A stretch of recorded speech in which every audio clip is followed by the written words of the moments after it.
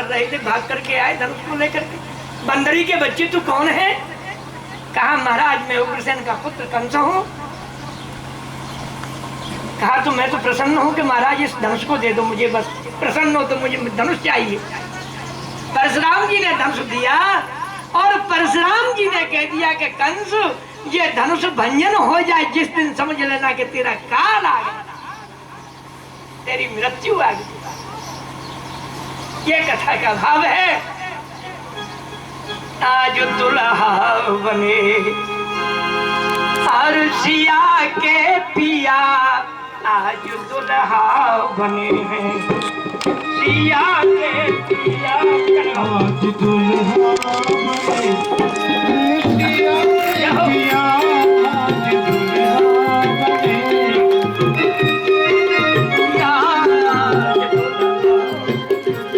बने सिया के पिया, आज दुल्हा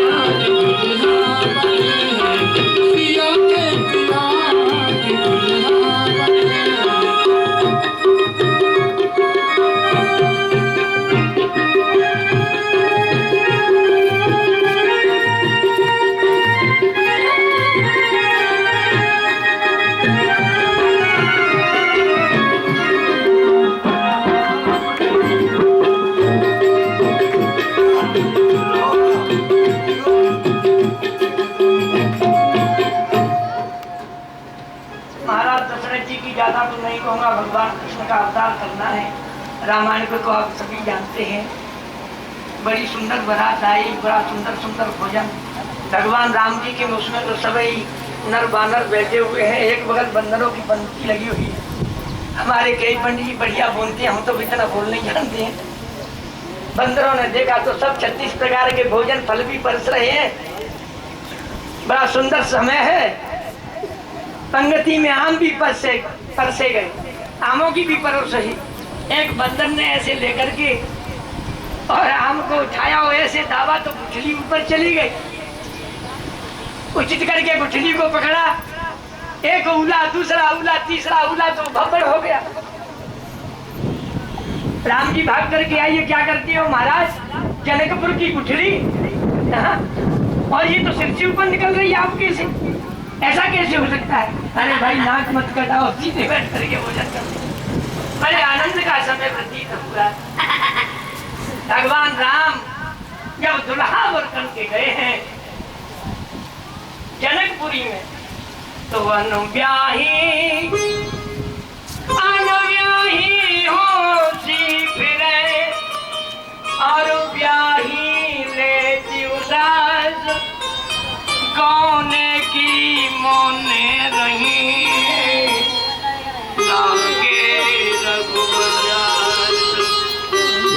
मन में भाव हुआ कि ये पति तो हमारे होते।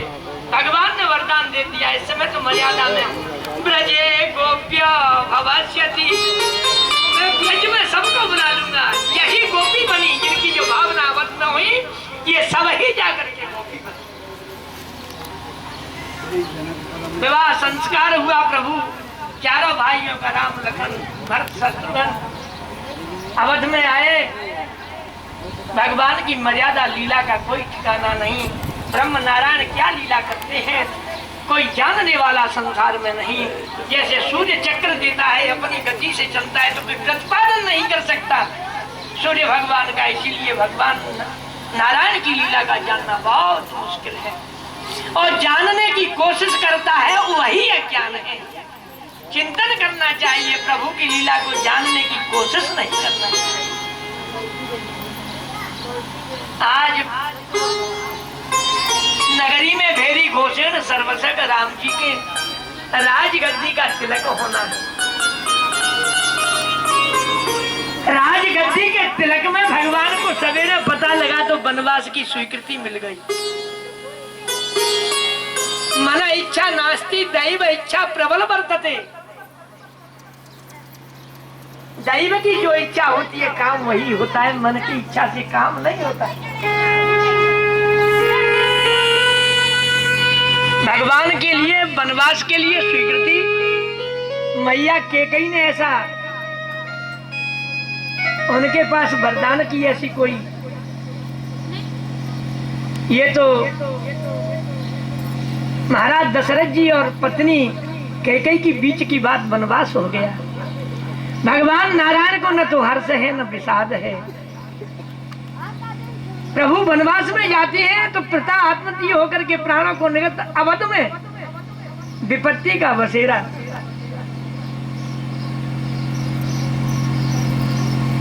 आज भरत जी को मालूम होता है, सुनिए, जब भरत जी को मालूम होता है तो आज भरत जी अवधपुरी में आते हैं। देखा कि राम जी वनवासी बन गए हैं नहीं, तो भरत जी महाराज आज मैया के पास में और जाकर के कहते हैं, भरत जी महाराज क्या कहने लगे, और मैया को बार बार पुकारते हैं, कैसे धरो और धीरा। भरत जी रो करके कहते हैं, कैसे धरो और धीरा, हमारे दोनों धीरा निकल गए। कैसे धरो और धीरा, हमारे दोनों धीरा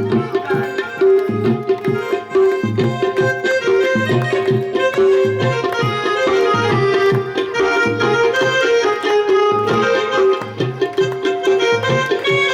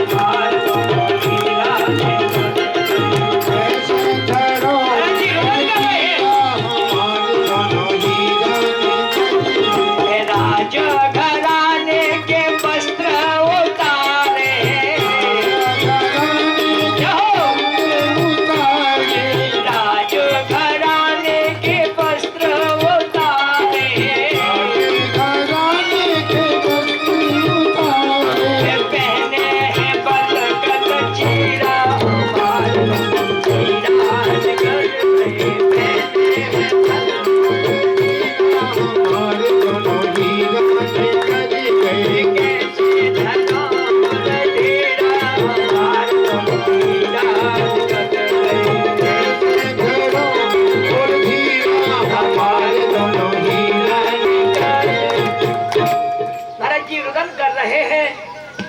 मैया कौशल्या के पास पहुंचे, मैया सुमित्रा के पास पहुंचे। घर में विपत्ति का बसेरा पड़ा हुआ है। आज अपनी स्वयं माँ के पास जाते हैं और बार बार मैया को धिक्कार। मैया भी रुदन के रुदन कर रही है। तो आज भरत जी महाराज मैया को देख करके क्या कहते हैं? क्यों सोच करे मैया, क्यों सोच करे मैया, काहे जुल्म गुजारा है। क्यों सोच करे मैया, काहे जुल्म गुजारा है। अयोध्या के गुलशन को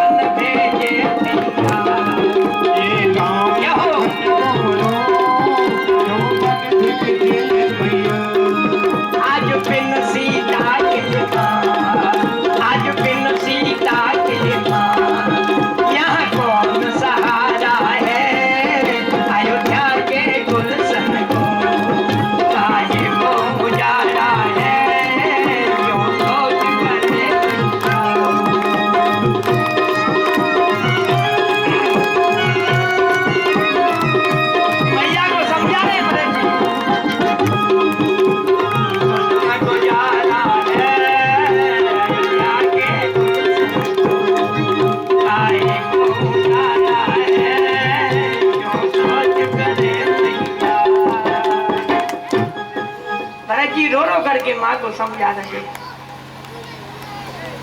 बार बार कहने लगे मैया विपत्ति के बीच को तुमने वो दिया।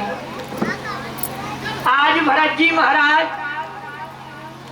इधर में भगवान राघवेंद्र सरकार जानकी के साथ में चित्रकूट पर निवास है।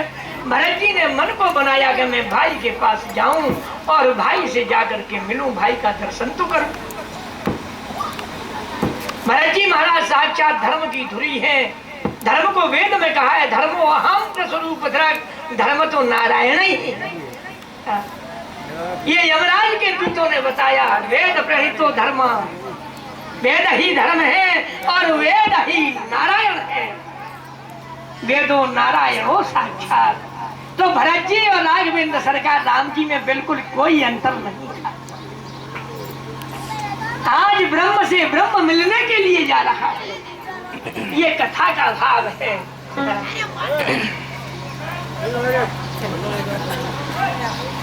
नगर वासियों को लेकर के जब जाती है चित्रकूट पर और जी राघवेंद्र सरकार दोनों बड़े प्रेम से मिलते हैं। कुछ समय व्यतीत हो गया तो भरत जी को समझाया, मेरे भाई भरत तुम लौट करके नगरी को जाओ। नगरी इस समय अनाथ है, इसका नाथ माने स्वामी नहीं है। नगरी बिना स्वामी के नहीं रहना चाहिए, नहीं तो चोर ज्यादा बढ़ जाते। आज भी ये सब नगरी अनाथ है। जिस नगरी में चोर राजा बनता है वो नगरी अनाथ हो जाती। ऐसा वेद में लेके है, सभी चोर हो जाते हैं। जिस नगरी का राजा चोर होता है वो सभी, आज जो राजा बनता है वही चोर है। वेद का वाक्य कभी असत्य नहीं होता। कैसे लौटूं, कैसे जाऊं? तो आज भगवान राघवेंद्र सहारा देते हैं, और सहारे में क्या देते हैं?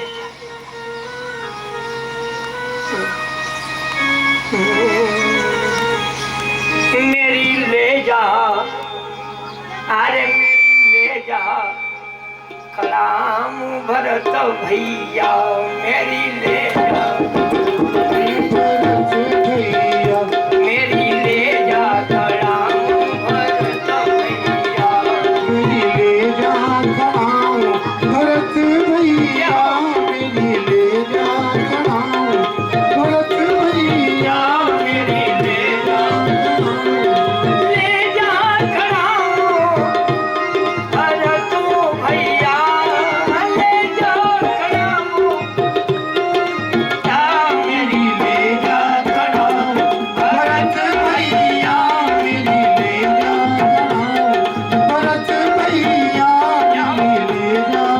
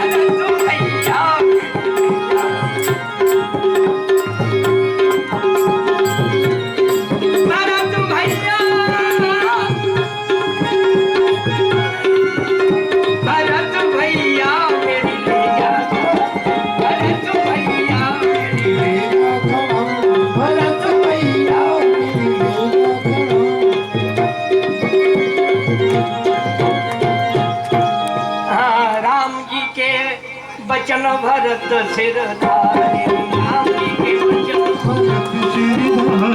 राम जी के वचन भरत सिर धारे, राम जी के वचन तेरी अयोध्या नगरी सिधारे, तेरी अयोध्या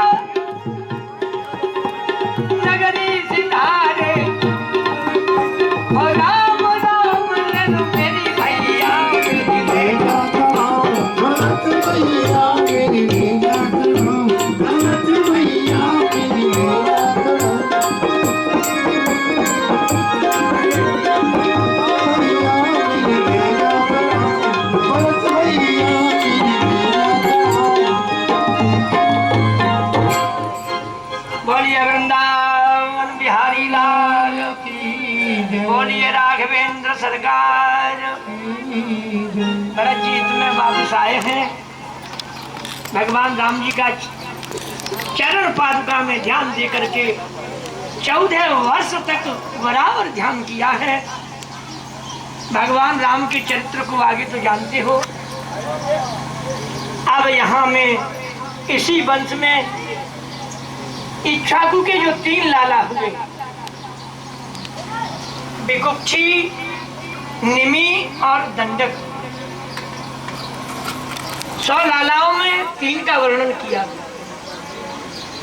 दंडक जी महाराज तो बाबा बन गए, भजन किया, वो वन का ही नाम दंडकारण्य हो गया। अब निमि जी महाराज यहाँ ये है तो वंश एक, पर यहाँ वंश बदल गया। ये बदल कैसे गया वंश, ये बड़ी सुंदर कथा है। निमि जी महाराज ने, इनके गुरु है वशिष्ठ, सूर्य वंश के वास्तविक गुरु वशिष्ठ हैं। सूर्य वंश के पंडित ही आज वशिष्ठ गोत्रीय ब्राह्मण हैं, आज भी। तो निमि जी महाराज ने यज्ञ किया, वशिष्ठ जी को कहा कि हमारा यज्ञ करा। श्रीफल ले लिया यज्ञ का। इधर में इंद्र देवता आ गए, वशिष्ठ जी महाराज से कहा कि तुम हमारी यज्ञ कराओ। वशिष्ठ जी महाराज के मन में भ्रांति हो गई कि ये तो मेरा जजमान खास घर का है, इसकी कथा को तो आगे पीछे कर दूंगा, और ये इंद्र देवता की पहले यज्ञ होना चाहिए। इंद्र देवता की यज्ञ के लिए वशिष्ठ जी महाराज चले गए। निमि